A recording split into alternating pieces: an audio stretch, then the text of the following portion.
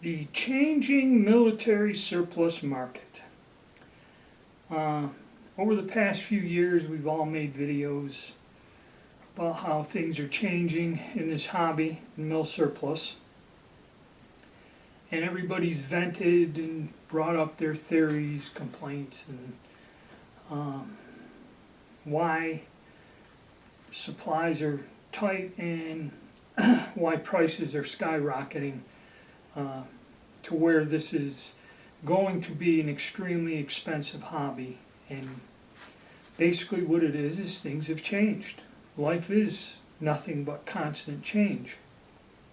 And at one point in time, finding these old military rifles and handguns was pretty simple and easy, and there were stockpiles of inexpensive ammunition to go along with them for many years.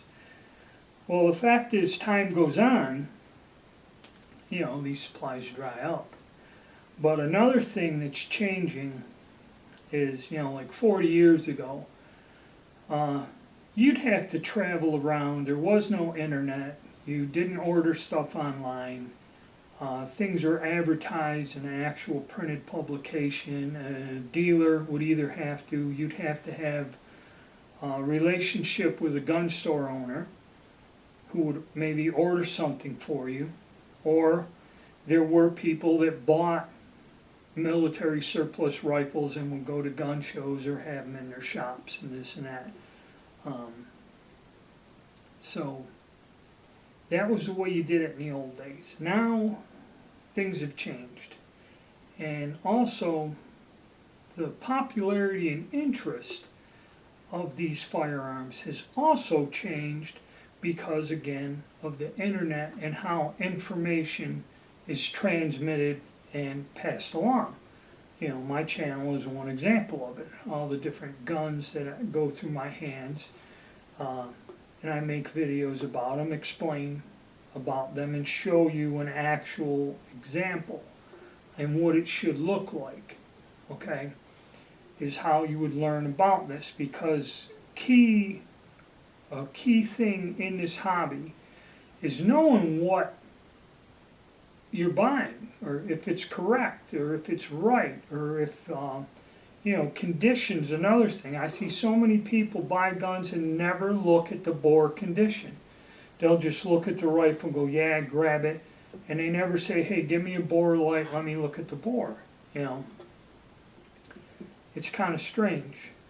But the biggest complaint people have is that, people spend exorbitant amounts of money on stuff, and they said to stop this, just don't buy or whatever. But the sad reality is, the way this hobby and the way society and the way people do things has changed also. And that's another key factor, okay? Example, I'll tell you, a lot of people go, where do you buy your guns from and all this and that. My channel and a couple other channels, we try to buy firearms and explain the whole situation and dealing with the company and everything else when we do this, to give you an idea, and then you can use that information to make your own choice. There are several companies that you should stay away from. Now the last big thing I did was with Royal Tiger and these Veretta guns down here on the bottom. And yes, the one example I got, which is this one here, I paid an exorbitant price for it, but it was somewhat of a correct gun. Overpriced maybe for condition, but it is kind of unique and you don't find them. So it's a very different situation. And these guns, these Verettas here on the bottom, are not that popular of a gun. So there's not a lot of interest. When I make videos on them, I don't get many views as compared to something like this Finnish M28. Okay, Finnish rifles, there are a lot of people that collect them, I guess. I can say a lot. There's more people that would collect this than collect this. Okay, so there is more interest in a firearm like this. Okay, and also more information, more people communicating about it, more people showing examples of their firearms, gives you a better understanding of it. Plus, this fires a standard 7.62 by 54 ammo, which is still fairly readily available and not that expensive. Okay, so you can go out and actually shoot these, and they're well-constructed weapons, and there's no problems there, which kind of adds to the popularity. And also, these guns were a modified version of the M91 Russian rifle, but what they did is they took the design and made it more accurate, and these weapons do have a reputation. In any of the ones that I've owned, they are extremely accurate guns because they were redesigned and built that way, which also adds to the popularity. Okay, so now everyone complains, well, you know, these prices, and again, you have to watch who you deal with. Now, recently, a large number of these finished guns came on the market here just in the past few months. Okay, and the price of these guns was pretty steep, anywhere from $750. Some of these more odd variations. Granted, it is a more odd and rare variation with the two ski troopers or whatever, all the way up to $1,200. Okay. I really don't collect these. I've got this example and a few others that were just things I picked up along the way without really looking to build a collection. I kind of really got into building a collection with the Italian Carcanos. That's a rifle I went out and specifically bought examples. And with the Vetterlis, I also built a collection of Vetterlis, and I have a basic collection of the Swiss straight pull rifles. Okay, the major variants, you know, the common ones. I don't have the super rare ones, but that's kind of collecting in a way. So I'll give you an example. The one place, Mosencrate, okay, he does something a little unusual. He'll show you the guns, give you an explanation of them, gives you a good video example and looking at them, the condition and the grade, and then they're priced. But the weird thing is you have to send him an email or a order right at 10 o'clock in the morning, and it's first come, first serve. And sometimes he does have a large amount of guns. I think one time he had 300 Bulgarian Makarov pistols, and he's had different lots of FNs and this and that. And, you know, the guy sells out, you know, the way his marketing strategy is. Okay, it's kind of like a, I don't know, I can put it's just what he uses and it works for him. I bought several things from him. I have no complaints about what I bought and what I received, and that there's no complaints there. And actually, I don't hear any complaints about the man or what he sells, even though the prices that he's getting for things, in my opinion, are a bit exorbitant. I mean, his prices are up there, okay? But he sells out just about anything that he sells or lists, and the only complaints that he gets is people don't have the opportunity to buy something from him. That's the only negative thing I've ever heard about this particular dealer, okay? Is I try to buy items and I can't get through or get there on time to buy them. That's the only complaints he gets. Okay, so that goes to tell you something. There is a market out there. There are customers there. And also another thing, anything that I bought from him, if I go to resell it, I easily would just list it somewhere and get my money back at the minimum, if not make something. Okay, So that goes to show you, no matter what your opinion is, or saying, well, that's way too much to pay and this and that, there are people out there who will pay the price, okay? So you can't really say, well, this gun, 20 years ago I bought it for this or whatever, and this is crazy. Good example, Japanese rifles. I mean, I remember when you can get one with the mum ground for $300 and with the mum on it for $350. I remember at a gun show looking at two rifles. And to me, it was quite some time ago. That was an extremely high price. Now a standard Arisaka, be it a 99 or a 38, they go for $600. People are paying. I don't believe it, and I've never sold an Arisaka for $600. I think $180 or something was what I sold my last Type 99 for, and it was a late war one. It wasn't a nice one. But that's just a sad reality. And what you have to do is you have to adapt to this. Now I'll bring up another gun here. Another example, this K31. I bought this gun a few years ago, and I think I paid about $650 for it. The gun is like about as mint as mint can get, and I think it was made in the second from the last year. They produced them, 54 or something like that. It's a nice gun, but it happens to shoot low at 100 yards. Okay, so it's just a matter of fixing the front sight or something. But the gun is nice. They recently got a batch in of these, which were in a bit more worn condition. Really, you don't find any really dogged out or beat up Swiss rifles. They're all fairly in good shape. They may have some wear, and wood, is darkened from use and being carried around in the military.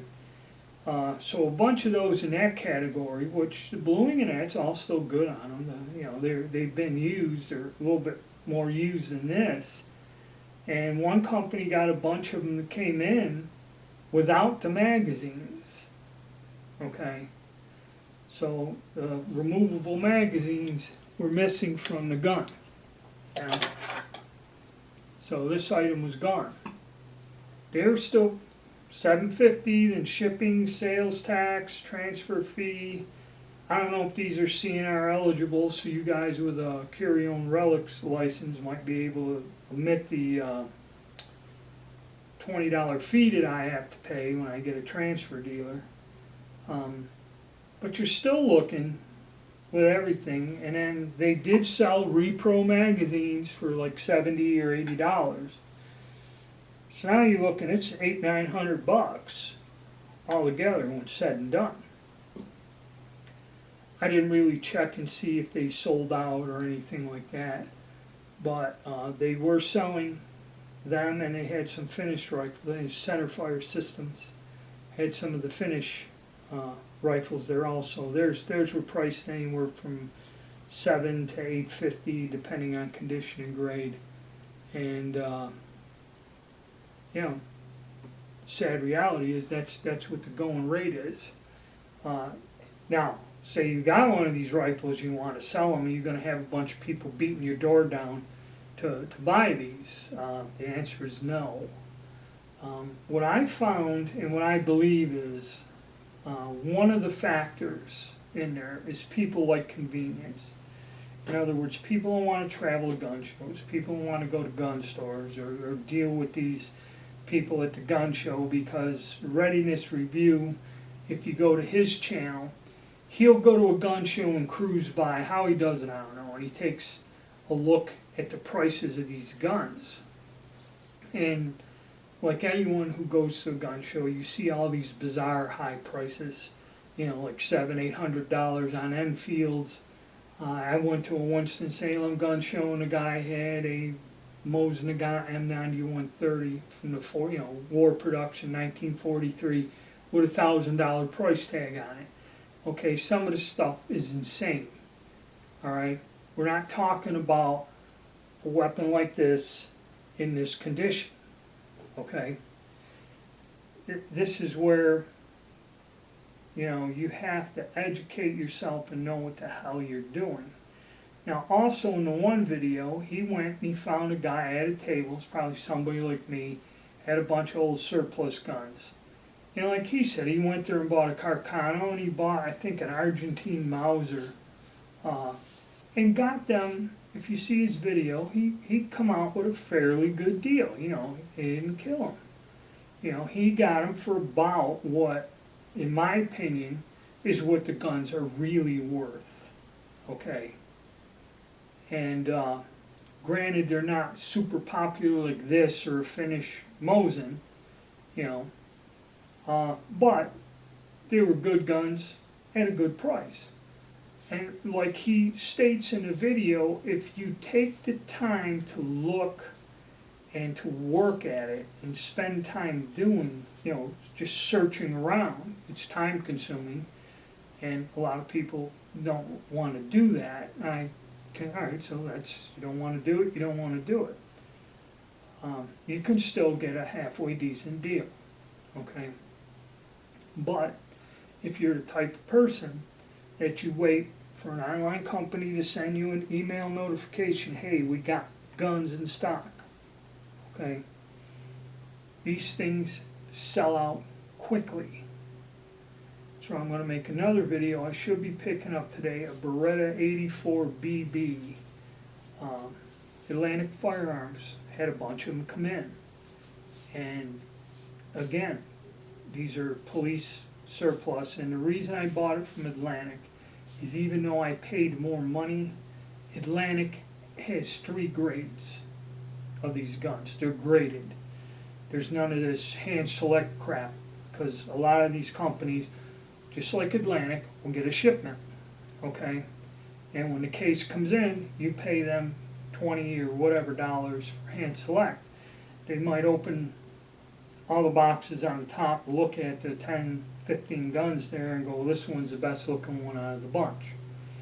Now, if they got a shipment of guns that are all scuffed up, got bluing, holster wear, maybe a little rust on them, when you pay in that $20, you're just going to get the best out of all these crap guns, okay?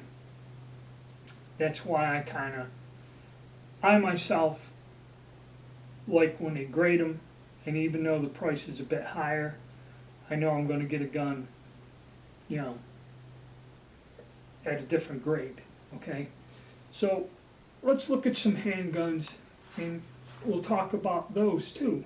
A couple examples of stuff that I've seen happen here, and this is all recently in the past few months. Alright, here's some different surplus, police surplus, military surplus gun. These holsters, I think I bought these years ago. It's probably an East German holster, but you paid them like $30 for 5 holsters. You'd get 1 or 2 that was like new, and the other ones would be used somewhat, but still serviceable and usable. Again, Atlantic Firearms had a bunch of these come in. Now this one here is military issue, has the stampings, the date, and all that on there, blued, and this is what would be an issue gun for the military. I don't know if the police were issued these too, probably they were, but you'll find these. This one I'm going to say is a military issue because of the markings, but they did market these that would have a civilian scroll on there. Now Atlantic Firearms, again, they had a video, they had a bunch of these come in. They had the commercial roll on the slide, and they had some weird, they call it black parkerizing, I believe it was some sort of spray painted finish on there. And I don't know if these guns were reworked or used, because I bought some. The one I got from the Mosin crate was very unusual. The frame and slide were shaped different. It was like a brushed nickel. And when I took the gun apart, you can see where this was an actual gun. It was reworked. There was bluing on the inside. You can see where it had the bluing finish. And it was also civilian marked. But when these first came out all these years ago, it was like $200, $250 for one of these guns. And they came with 2 mags, and that was the way they came. And there were an awful lot of them out there. It's going back 15 or so more years. This isn't recently. Atlantic Firearms got these in, and the video showed there were 50 guns in a crate. They had 2 crates. And they had that dull black finish, and they give you a holster, a lanyard, and 2 magazines. Okay, and the price is $500. And these guns sold out within 24, 48 hours. They got another shipment in about a month later, same deal, $500. Mosin Crate, he recently went and put his picks from each lot that he would get, and they were all basically like this.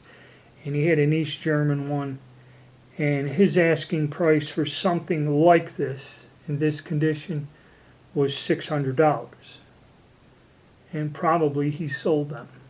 Okay, that just goes to show you. I happen to like this gun. I don't want to sell it. I doubt, unless I get incapacitated to where I can't shoot a pistol no more, will be the only time I would part with this. I like this gun. It shoots well. It's accurate. It's a nice firearm. Okay? And I didn't buy it to make a profit. I bought it because I wanted a good example of a Russian designed pistol. Now, some other guns that came in recently, it's like this Beretta 51. It's a weird gun. It's part of that Italian highway patrol weapon. It's an earlier Beretta design. Was never really adopted by the military. A few other countries did adopt this gun. 7-shot mag, but the fit, feel, and I can shoot this gun extremely accurately. The mag release and the safety in that are weird. They're not conducive. But as a general pistol, and what I have in this, just to throw in the truck, a 7-shot gun with a spare mag, okay, it's a good gun. It's a good shooting gun, Then there were the little Star pistols recently. I bought this one from the Mosin Crate. I had to change the grip on it. But this gun works fairly well.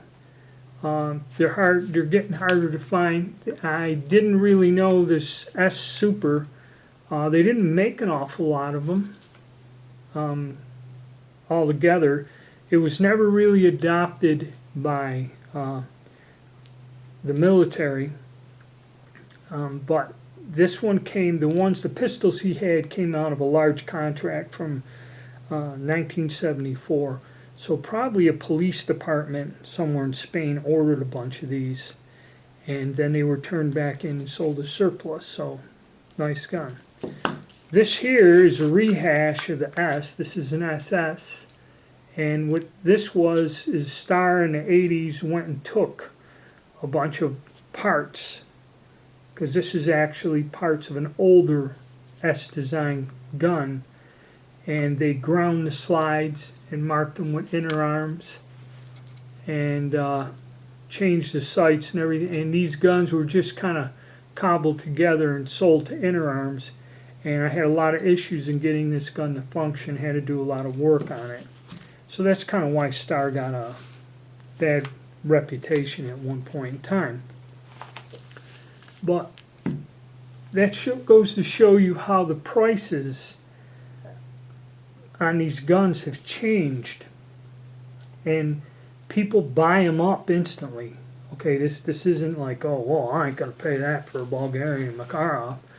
I was at an auction, and it was just a plain simple one with rubber grips, kind of like this, blued, and I figured if I could get it for $2.5, $3, it wouldn't be bad. But I mean, it started going up to upwards to almost, somebody was almost going to bid $400 on it. To me, that was a little too much. Now, and I realized if I looked at it closer, if the guns are selling for $600, if I can get it for 4 and find somebody who wanted it, you know, you could probably sell it to them for 5 and they'd be happy, and you'd make some money. But like I said, really, sometimes when opportunity knocks, I'll pick something up if the price is right, but I don't look to buy guns to resell them again. That's just a thought on the surplus market. Okay, so what's the conclusion on this? Well, if you're going to stay in the surplus game, number one, know what you're buying, know what the current value of the guns are and condition. You know, educate yourself. Just don't buy a gun because you kind of have an idea what it is or what it's worth. The way things are purchased is different. The reason you're not going to see these firearms probably at a gun show is because the amount is so small and these places are selling them out so fast. I mean, like the BB, I'm going to probably pick that up later on today or tomorrow. When they brought them out, they had a shipment of them, they made a video, but they were sold out like instantly. And I don't know if it was 84 or 83s or what, but they were sold out. When I went and looked the other day, that grade was sold out. The scratched up rusted grade is still there. Okay, so I don't know how many pistols they got, but like I said, that one company, Atlantic Firearms, they had 100 of those Makarovs, and they're nothing like those there. $500 a rattle, and they were sold out in 24 hours. They got another larger batch of them in, I guess, and I haven't went back to see the prices. So educate yourself and realize that, you know, I haven't been to any local gun shows, and that's another thing. I got to update the gun shows. It appears that the gun show thing is petered out because after the COVID, they had so many of them and the promoters were jamming these gun shows in that they overwhelmed the people. Okay, and actually now with gas prices, it's a waste of my time to drive 45 minutes to a location, pay $10 to get in, and go in there, and there's all overpriced stuff, and half of the people are selling purses, beef jerky, and all kinds of other weird stuff. Okay, when I can sit here in the house, I can scan online, be it like the 22 pistols I bought, or a sporting gun, or a surplus rifle, and you know, find it, order it, get it within a week, and other than driving to the gun shop to pick it up and fill out the paperwork, you know, it's a done deal. No aggravation, you know. So the way you purchase guns has also changed. Okay, so this market is changing, and surplus ammo, the ammo to go with them, those days are gone, and a lot of the stuff coming in is not in the best condition, or it's quite old. I mean, they keep turning up 7.62 by 25 pistol rounds that were made in the 50s, so, you know, it's 7-year-old ammo, okay, so, I don't know, you know.